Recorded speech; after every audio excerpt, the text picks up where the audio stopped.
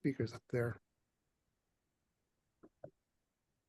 All right, go ahead and introduce yourself. Hello, this is Dwight. I'm talking to you from Da Nang, Vietnam. It's almost 4 in the morning here, but that's a little bit late for me because I generally get up. I'm a really, really early bird. I get up at 2 a.m. each day. And I've been a life coach now for 36 years. I think it's the best job in the world. I get paid to play, you know.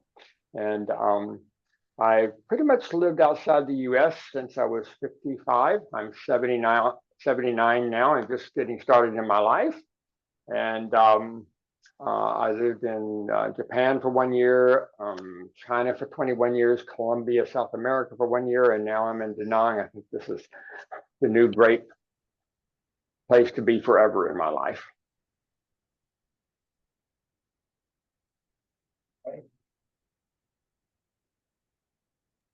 Okay, so tell us a little bit about how you got into life coaching. Okay. Well, I was very lucky. I actually quit college after 3 years and didn't know what I wanted to do with my life. And I just borrowed $200 from my parents and took a 2-day bus to New York City from North Carolina. And very fortunately, within 3 weeks, IBM hired me and trained me as a computer programmer. And within a few months, I knew I'd found my career. I really loved it. I worked for IBM 2 years, and I quit and started working for myself as a freelance computer programmer. But long about the age of like 25, 26, David, I had these sort of personal problems. I got interested in psychology and all this stuff, and I was actually had a counselor for a few years, and I started reading books on Gestalt therapy and later cognitive therapy, and I started taking like weekend workshops, self-development workshops, and I had no idea that I was training myself to be a life coach. I was just doing this for my own personal growth and stuff. And I just continued with that, and I was very eclectic about it. I just studied pretty much everything. I got into the landmark work. I got into NLP. I got into Byron Katie. I got into some other less well-known things like Omega Vector in Arizona, and an avid book reader. I usually read a book every week or two, in this whole area. Again, never imagined I would be a life coach, but then I started learning things, and my friends had problems. And they'd ask me about them, and they gave me feedback. Hey, I feel a lot better, thank you. And they changed. And so I just, 1987, I just shifted my career, and it seemed like I figured out a way pretty quickly to get clients, on a regular basis. And so I've been doing this for over 36 years now, and the economy's gone up and down, and I haven't even noticed it. And I get paid to play, So that's a quick background. Okay, great. So go back to the beginning here. I know you started out in computers. How did you get that work in computers, and how long did you stay in that until you switched into life coaching? Well,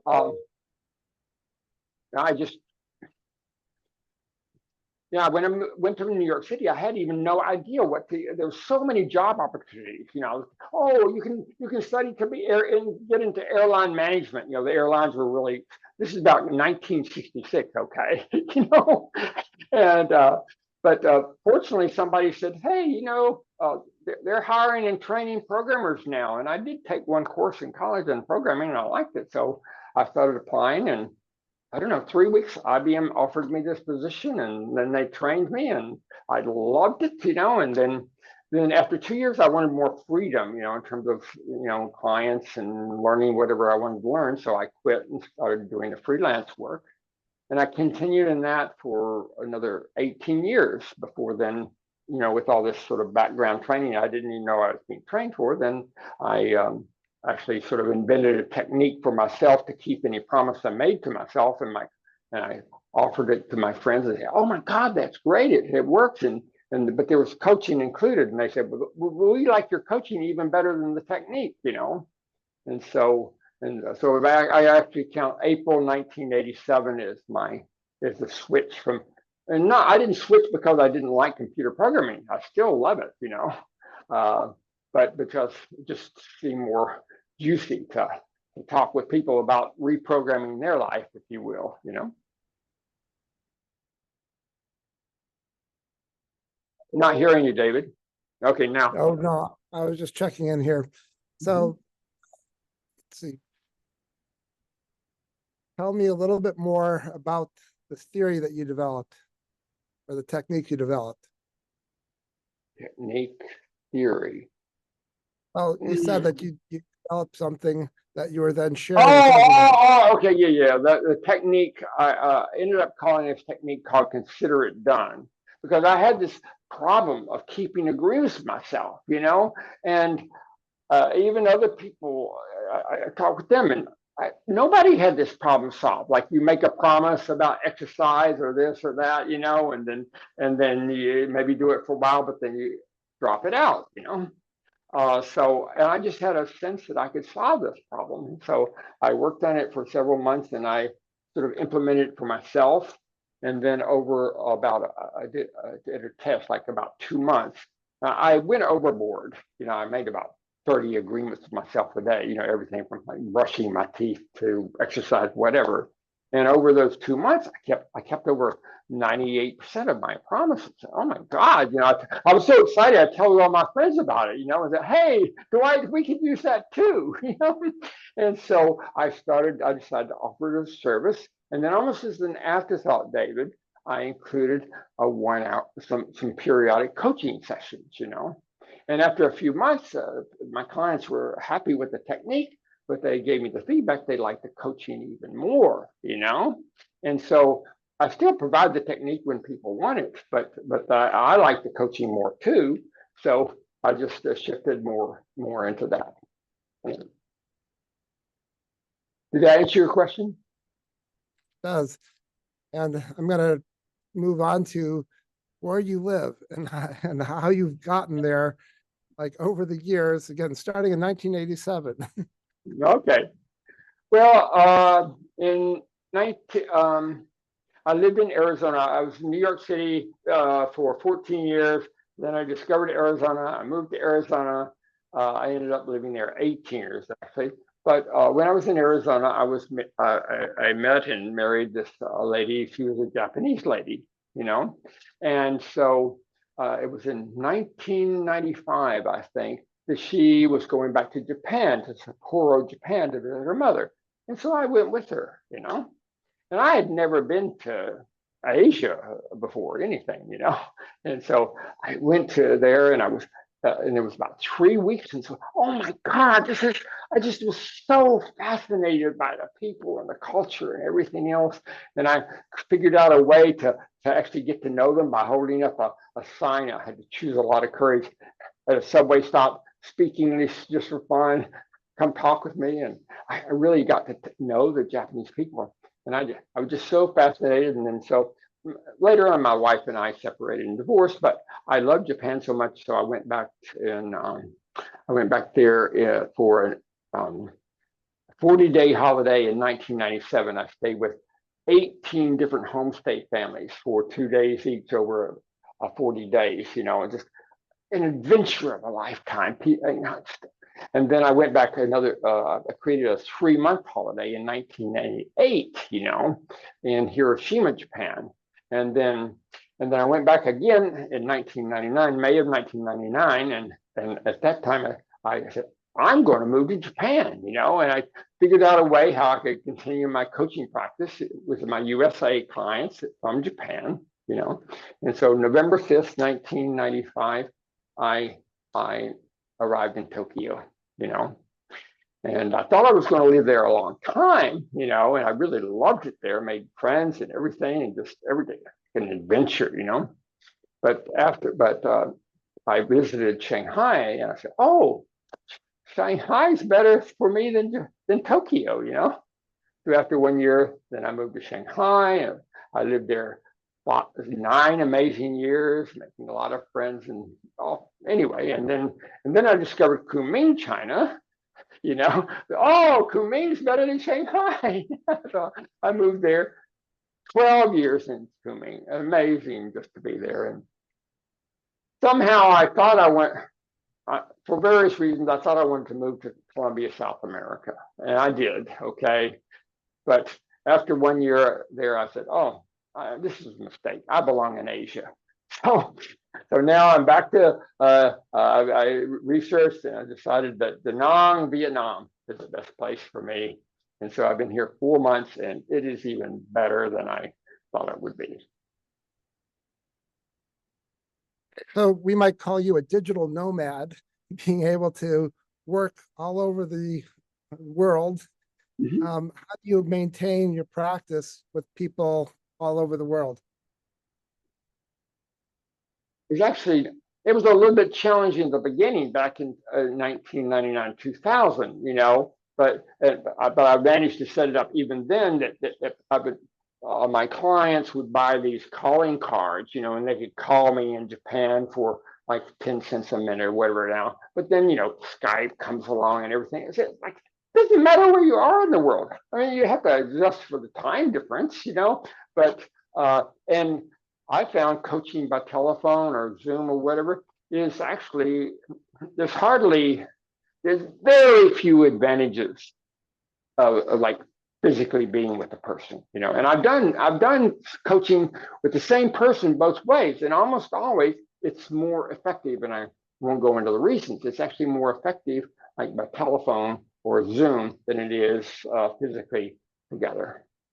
And so it's like it makes no difference at all. I mean, I could be in the U.S. and coach my clients. That would make no difference for them or me, you know, in terms of the quality of our coaching than me here in Da Nang, Vietnam, you know. So that's the difference between this and psychology. In psychology, it tends to be you meet with the people in person. Well, I know it tends to be that way. I'm not sure I can point to certain advantages of that, and you know, but there's so many disadvantages to that too. I'll give you a quick example. One time I was coaching a client by phone, you know, and we got into some pretty deep stuff, you know, and she cried and, you know, just expressed herself, really got some stuff out, you know. And a little bit later, she said to me, you know, if we were physically face to face, I wouldn't have felt safe enough to let myself cry, you know. So I really don't think it's that as necessary as people think it is. And I'm open to learning different than that. But so far, I can give a lot of arguments how in most cases it's better on the telephone or Zoom or whatever. Okay, great. So I've got 2 questions and you can decide which order to cover them in. So one is, how do you get clients? And the other one is, what is your process of coaching? Like, what are the agreements you make with people? Sure. The way I get clients is, I don't know, I sort of stumbled on it to it early in my career. It's a 5-step sort of marketing strategy. Is with my current clients or other people, I on a pretty regular basis, I'll ask them a simple question. You know, like I said, would you please take the next 25 seconds to see who comes to mind as somebody you think might be open to accepting a 1-hour gift coaching session from me? No cost, no obligation, you know. And about 50% of the time, I get at least one name and number. You know, I have to stop asking that question. I get too many names. And then second step is I call up the person, you know, and I say, you know, I was introduced to you by so-and-so. They thought you might be open to accepting a gift from me. That they accepted. It takes 90 seconds to describe it. And would that be okay? And almost always say yes. And I describe it very succinctly. And 80% of the time, people accept that gift coaching session, you know, and we schedule it and set it up, you know. And then I send them some materials in advance, and their job is to come up with one big issue, problem, or goal, but something big enough, David. So if we are able to have a major impact on it in the 1 hour, it could be life-changing for them. And then, of course, we have the scheduled session. I make sure I confirm the day before, for the time. And nowadays, I usually give them a choice. It could be telephone, voice, or Zoom like this, And then at the beginning of the session, there's a little bit of introduction, getting to know each other. I ask them to give me a 4-minute history of their life and what they like about themselves, what they dislike about themselves. They can ask me any questions, and then I ask them, okay, what are we going to make a difference in? What's that big thing, And so it can go all over the map, from relationship issues to procrastination or lazy issues or being fit or whatever, it's up to them. And then I just, this maybe gets into my technique. Over 36 years, I've been able to identify some very, very fundamental principles. I mean, the surface, the problems look very different often, but I can usually fairly quickly identify. If I ask some questions like, they'll say, well, I have a problem with procrastination. I'll say, well, give me a recent example where you procrastinated, and then I know some basic principles, how to address the issue of procrastination, and then I'll share those. I ask them to consider some different perspective, a way to look at it, and to look at, okay, look at all those great benefits you get from procrastination. That's the issue here. And so is there a way that we can have because procrastination has cost too, right? So one of the basic principles that I work off of, I got this fundamentally from NLP, was every behavior, even it seems like a very bad or damaging behavior, has benefits behind it, And if you don't find those benefits and address those benefits, it's going to be really hard to change that behavior, that you think you don't like. So that's one of the other basic principles that I work from, And so, but I just, the client is always, they tell me where they want to go. It's like, I don't give advice.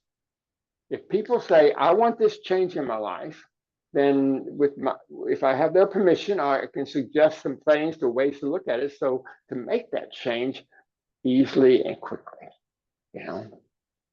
And then after the end of the gift session, and I sometimes continue that so make sure they get I'm loving myself. I'm loving the gift session so much. Sure, I like them to be my client, but it doesn't matter because I'm already one having that gift session with them, But then I tell them about my program afterwards, and I'd say about 25% of the time, I get a new client, And so it's just easy and fun, People pay me to play. Did I answer your question? Yes. Sorry. Can you go into the payment a little bit more? You don't have to give exact numbers, but just what do you expect of the clients?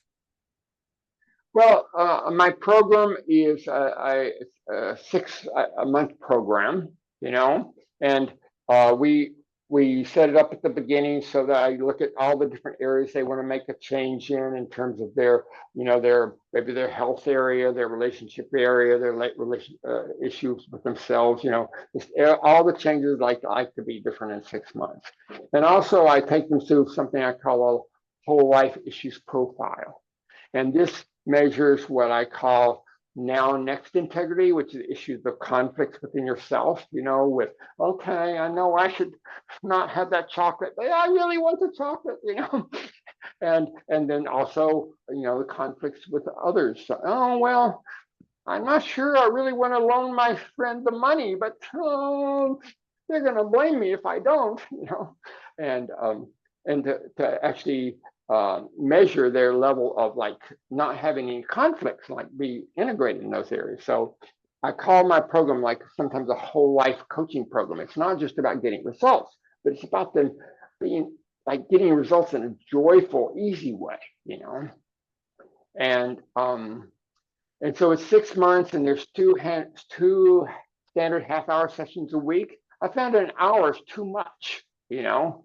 If you're really focused, you can get a ton done in half an hour. And then if by having 2 a week, then you got a short feedback loop, you know, in terms of, okay, they said they're going to do some things between now and the next time. So you got a short feed. But I say there's really unlimited coaching.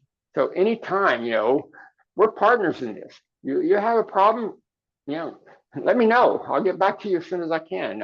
I call myself the 1440 guy, you know, that 1440 minutes a day, you know, and you get back to me, and hey, if I'm sleeping, I'm not going to respond until I get up. But you let me know, okay?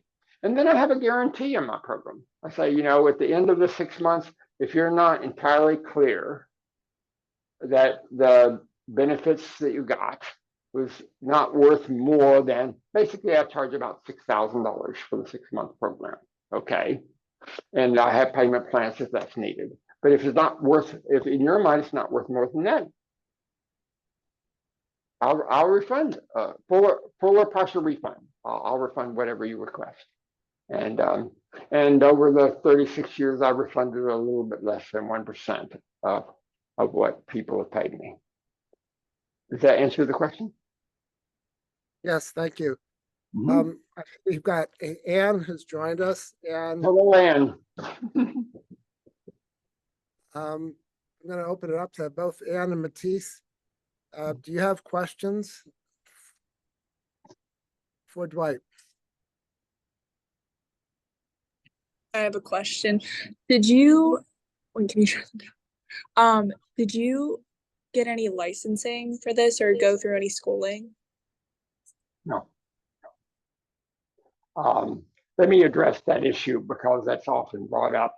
Especially, I have a separate program where I actually train people to be life coaches. Okay, and so that's an issue that's brought up there. There are certification programs. There's even training programs to be a life coach. I've never taken any of those. I've never done any of those myself. I've actually provided my own certificates to clients when they've asked. They've gone through my life coaching program, and sometimes people. This is very rarely, but sometimes people say, "How do I know that you're good?" Or "Do you have a degree or a certificate?" You know, and I say, "No, I don't." But I tell you what, just accept the gift coaching session. It doesn't matter what I got. All that matters is whether I can make a difference for you. And you're the one to judge that. So just accept the gift coaching session from me, and you can make your own judgment. And it's a very rare situation. I mean, I think of 2 in my whole life that where a person said, "Well, you don't have any degree or certification. I'm not going to listen to you." You know? Does that answer your question, Matisse? Yeah, definitely. That's great. Yeah. So did you like apply a lot of what you learned from your journey?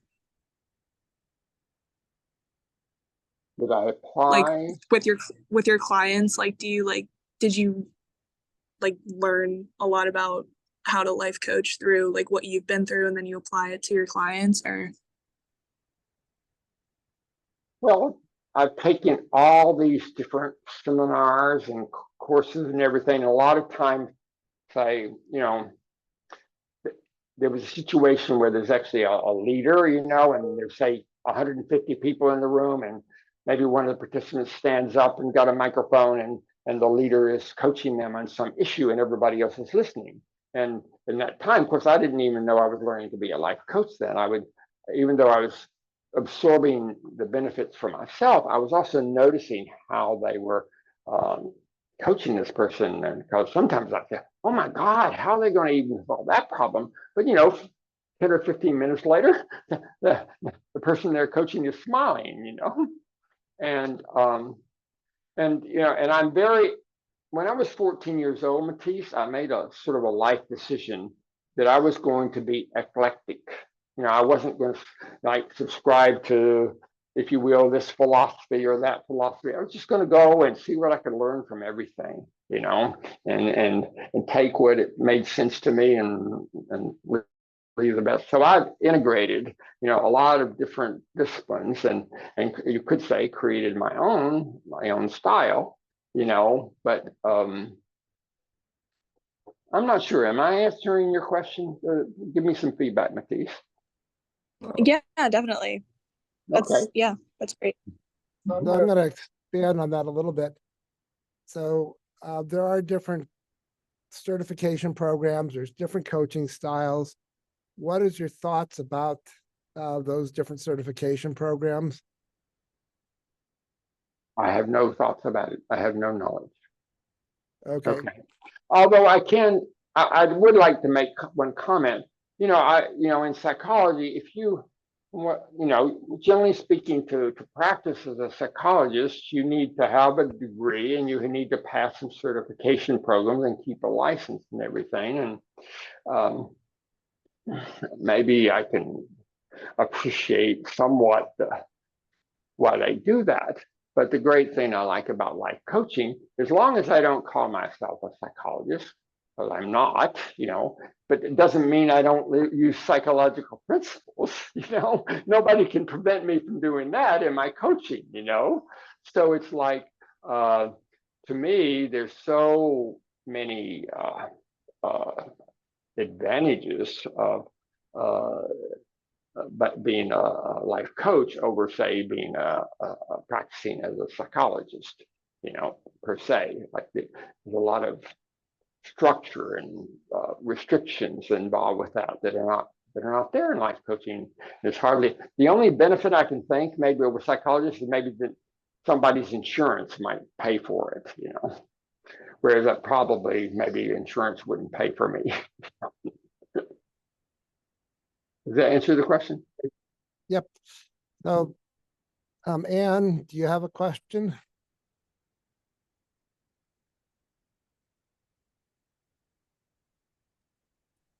No, I think all the questions that I had have already been answered in what's already been discussed. Okay, so while you're on here, I'm going to ask you, and then I'll ask Matisse later. What would you need to do in order to become a life coach? I mean, what questions would you have about that? Did you say what questions I would have? If you were to become a life coach, what would stop you?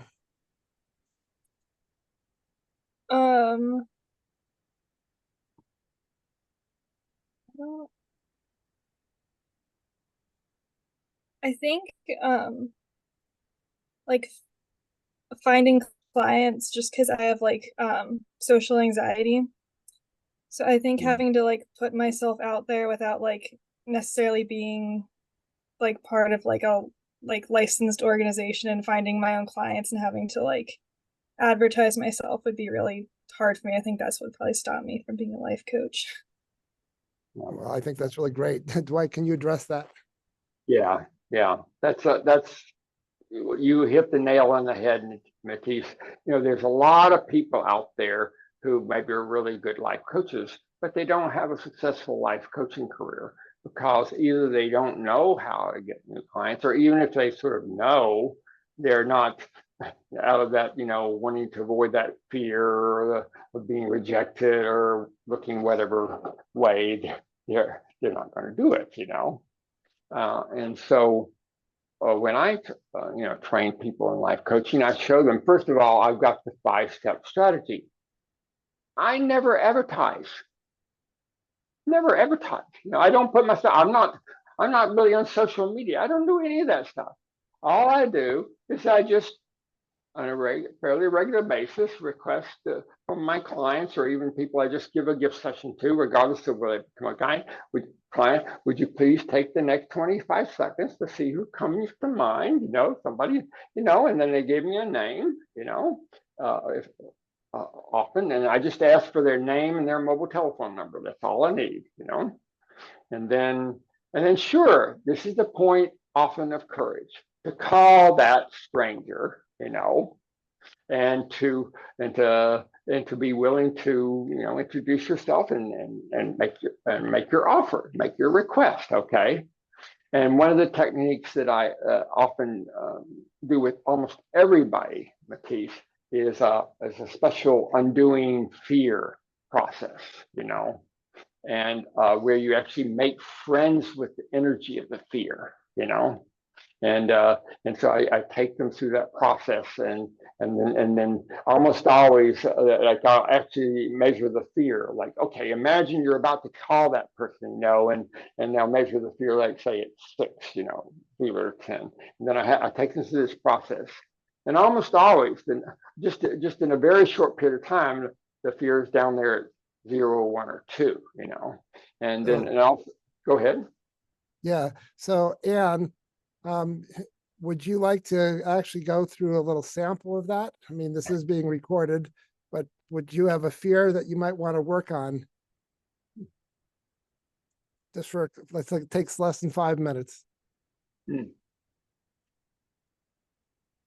I don't know.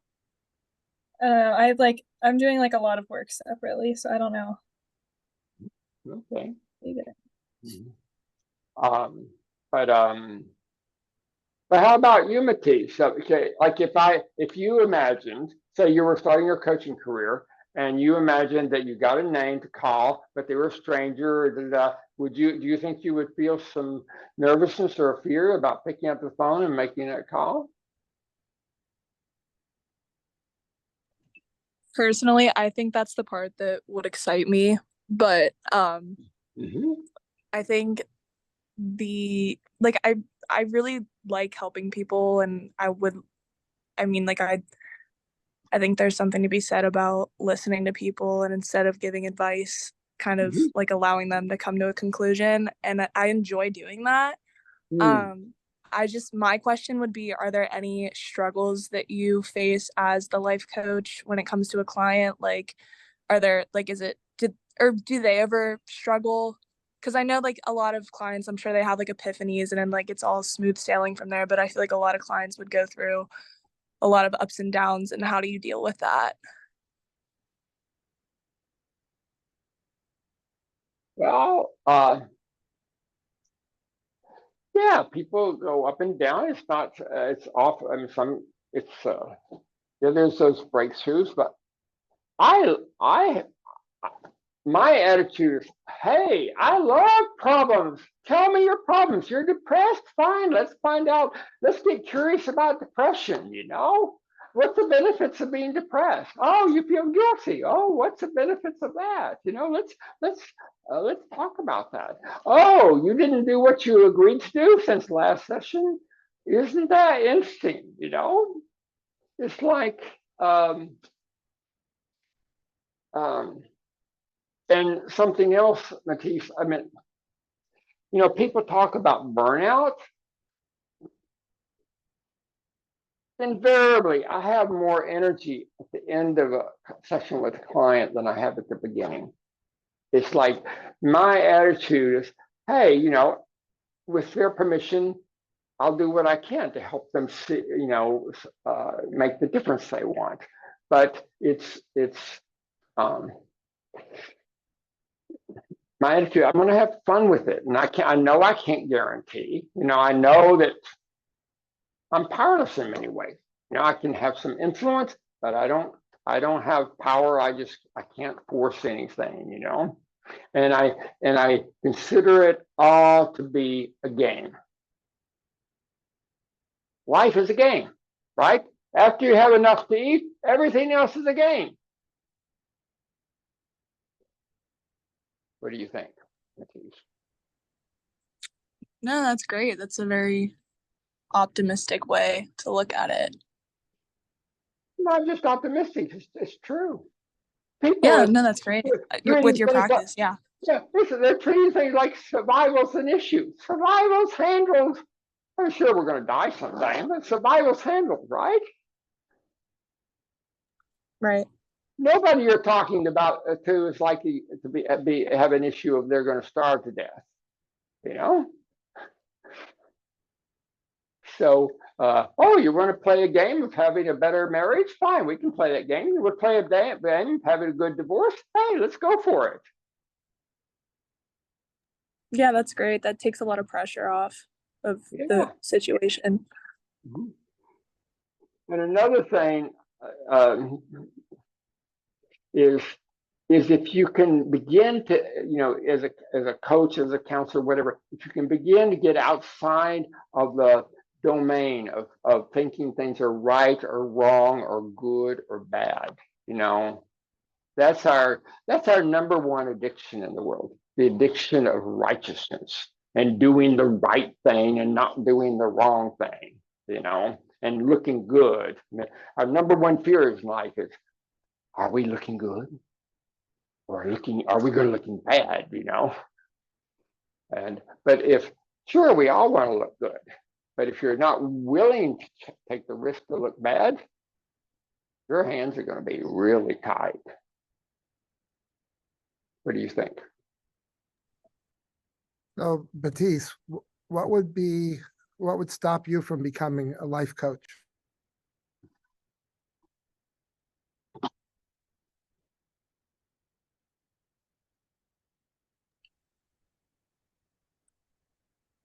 Well, what occurs I is would problem. I would enjoy being a life coach. I don't think anything would stop me. I think the only thing that would stop me is doing something else. So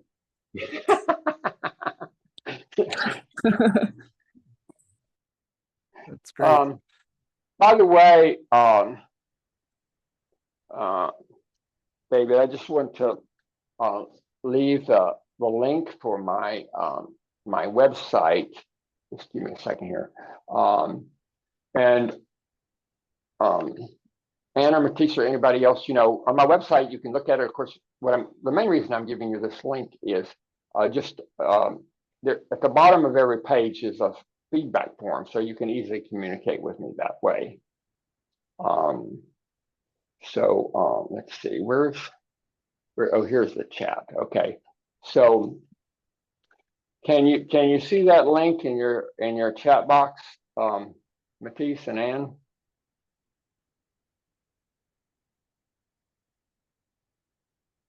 Yeah, I see it. Okay, all right. So yeah, please feel free to ask me any follow-up questions or whatever. You know, I'd love to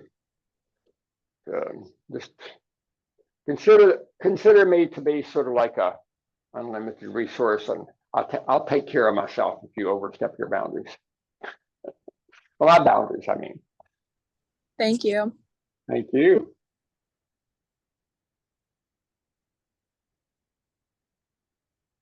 So, Matisse, do you have a fear that you'd like to work on right now? Something that you're scared of doing or avoiding doing?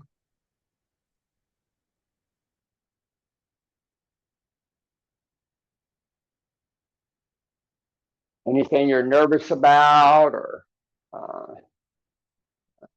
okay. Not off the top of my head.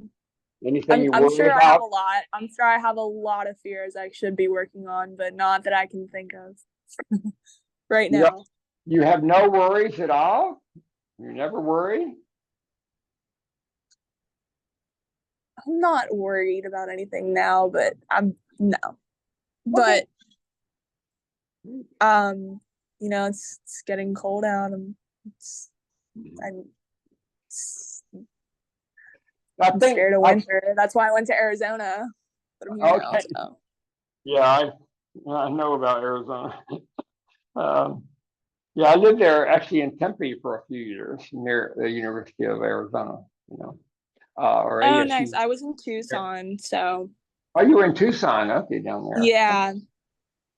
I think David would like me to demonstrate the process. Is that right, David? So why don't we just? Oh, here, I'll give you an example. All right, I'm scared of heights, and I wish that I could face my fear of heights. Okay, all right. Well, So can you imagine a situation where it would be nice to be able to sort of handle heights without not being too scared of them? Can you give me a specific situation? That I wouldn't be too scared. Yeah, that you would like to be in some particular situation. I don't know where. Oh, heights okay. okay. I would like to bungee jump. Okay, that's a good one. Okay, so you really think bungee jumping could be great, but your fear of the height, the experience of bungee, I can relate to that one, would be just too much. Okay, good. So I want you to right now, are you in a private place there, Matisse?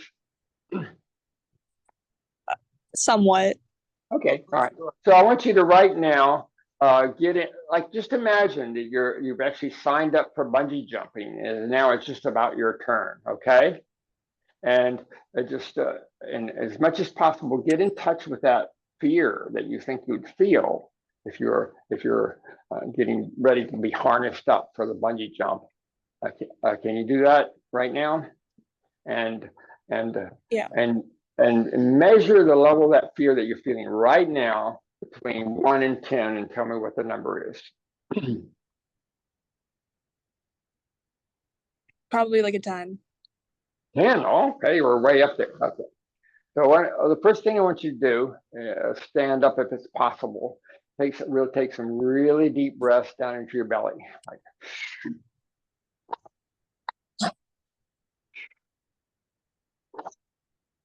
okay, so continue with that. So now I'm going to ask you to say some specific words. And the first words of this are always holy moly and jeepers weepers. I'm so scared that. Now, what ending of the just so scared that I'm just so scared of bungee jumping, or I'm just so scared of that I'm going to die if I do this? What ending could we put on that, Matisse? I'm scared of the bungee cord breaking Okay, and I good. fall. Okay, I'm so scared that the bungee cord's gonna break. Okay, so the words are, speak these back to me. Holy moly and jeepers weepers, I'm so scared that the bungee cord is going to break. Holy moly and jeepers weepers, I am so scared that the bungee cord's gonna break. Okay, great. So I'm gonna ask you to speak this loudly, slowly, in a very silly voice. Now let me demonstrate.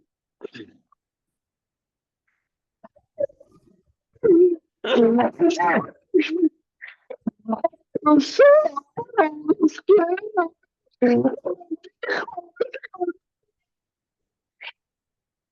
So, Okay. your turn. Your turn. Broke up a Oh little there, boy. but you get the idea.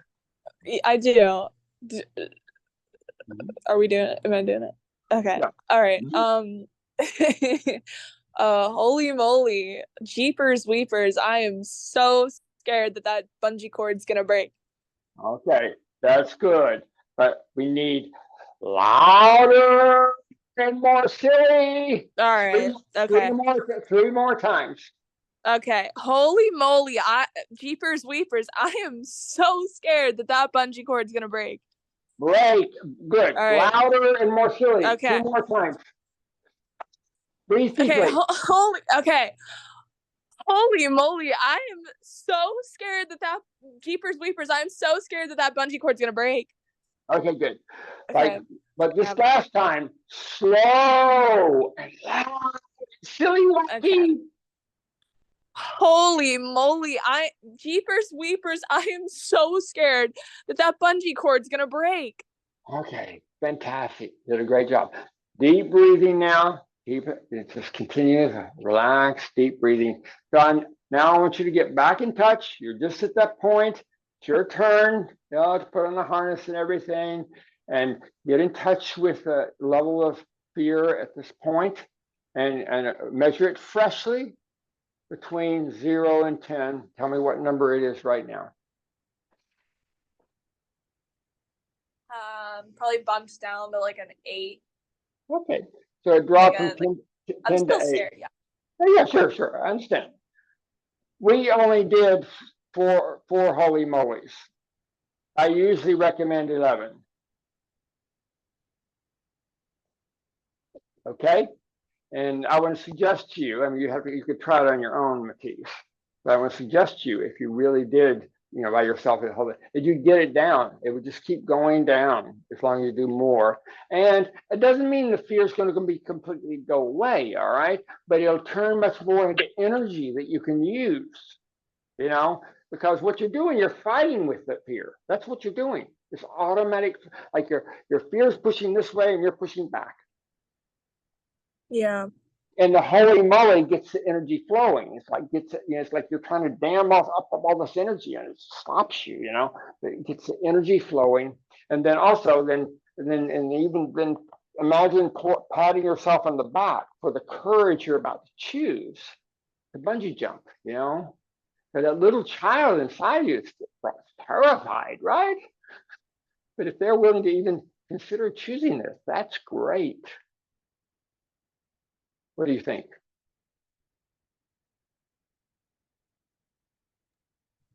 Yeah, I could see that helping in many situations. Yeah. I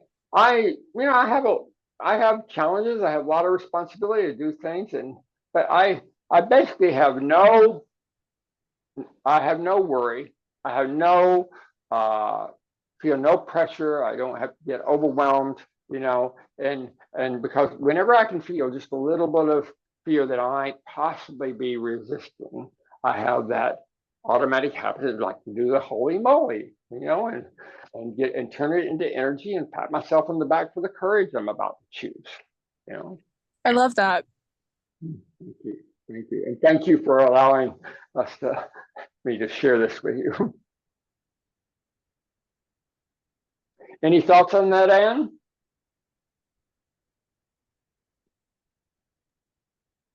I thought it was really interesting to see the process. I didn't know what to expect at all.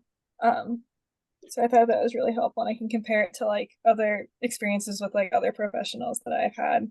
And it's like there are lots of similarities and differences. So by the way, I've modified it a bit, but I need to maybe acknowledge one of my early teachers in my life. You may not have heard of him because he's dead now, but his name was, he was a psychologist, Dr. Nathaniel Branden, and he's pretty famous about writing books about self-esteem, and he wrote a book called The Disowned Self, but I originally learned this technique, at least the essentials of it, from him.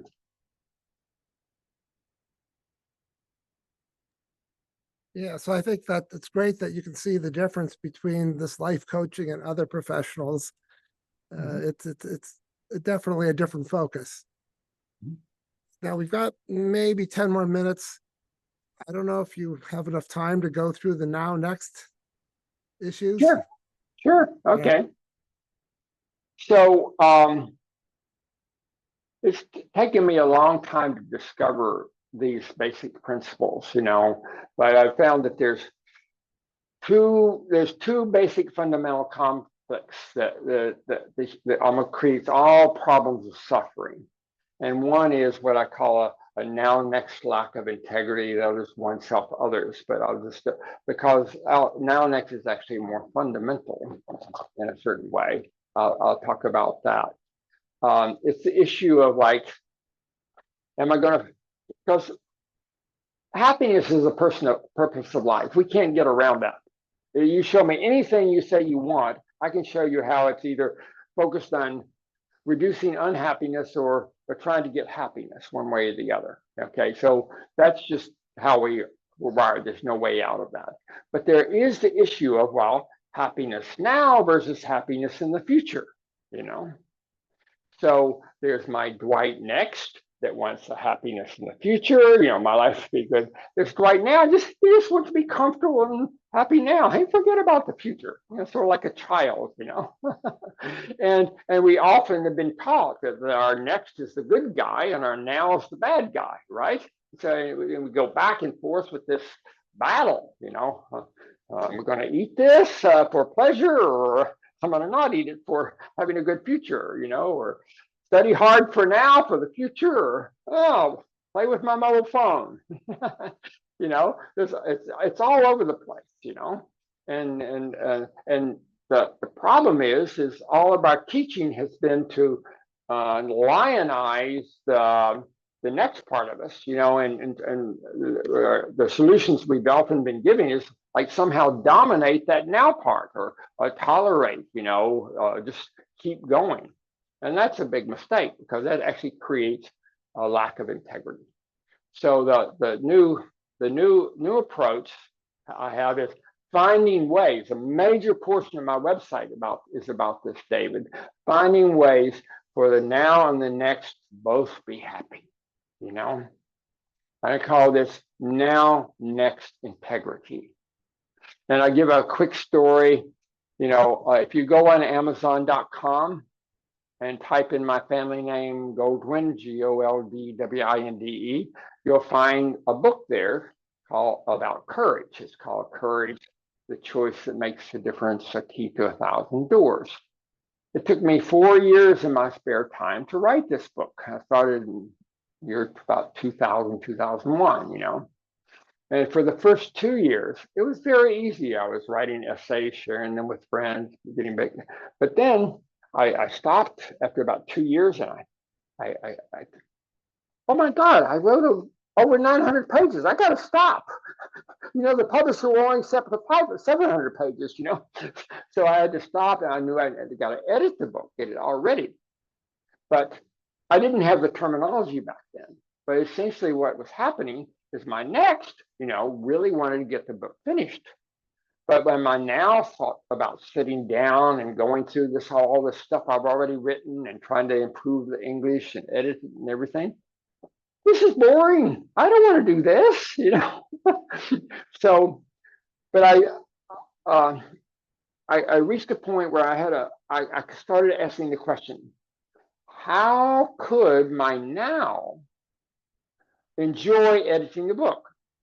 And it actually took me about 3 weeks to come up with a good idea. Offhand, I said, oh my God, it seems almost impossible.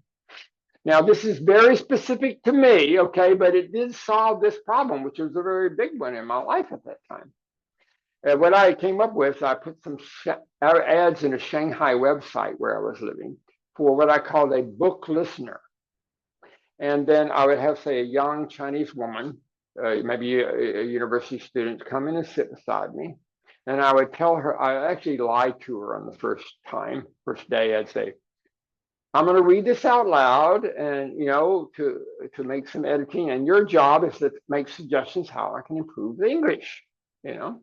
So I'm having fun. We're spending about 2 hours a day. I'm really moving along, getting my book ready for publication. But after about 2 days, she's starting to feel guilty because she's not a native speaker. I'm dealing with subtleties, of the English language, and she expresses her guilt, and I said, relax. I know she feels safe with me now. She knows me. Okay, so I tell her the truth. You're helping so much, because if I can have a young, attractive Chinese woman sit beside me and listen to me, I can enjoy anything. So that's how I got my book finished. That's just an example of the principle of finding ways, for the now and the next to actually be together and support each other and live in the same household. Although otherwise we got a civil war going on. I mean, there's civil war with 4 major factions: the now and the next, and the oneself and the others. So the time has come to end that civil war. Not only for self, but ultimately humanity too. Does that answer any other questions about that, David? Yeah, I think that was a great example. Mhm. And I think it's about time to wrap it up. Mhm. So Matisse and Ann, do you have anything additional you wanted to ask or say? No, that answered a lot of my questions. Thank you. Thank you. All right, so thank you very much, Dwight, for being here. Mhm. And well, it looks Next like time. we've got at least one person here who's gonna become a coach. a life Okay, coach. good. And Matisse, just feel free to ask me any questions on that. You know, I'd be honored to be of any value to you. I appreciate that so much. Thank you. Thank you. That's really All cool. right. You have that website set up. Yes, yes, Super yes. easy. Yeah, I've been working on it for over 5 years. Oh, wow. The number one complaint that people have is like a rabbit hole. You know, go down this and here's this link this way, this way. Where do you stop? It's so much. But just about any Yeah. issue you want to address, you can put in the search box and find it there. You know. Oh, cool. Thank you. Mhm. All right, thanks a lot. Okay. Stop. Bye bye, everybody.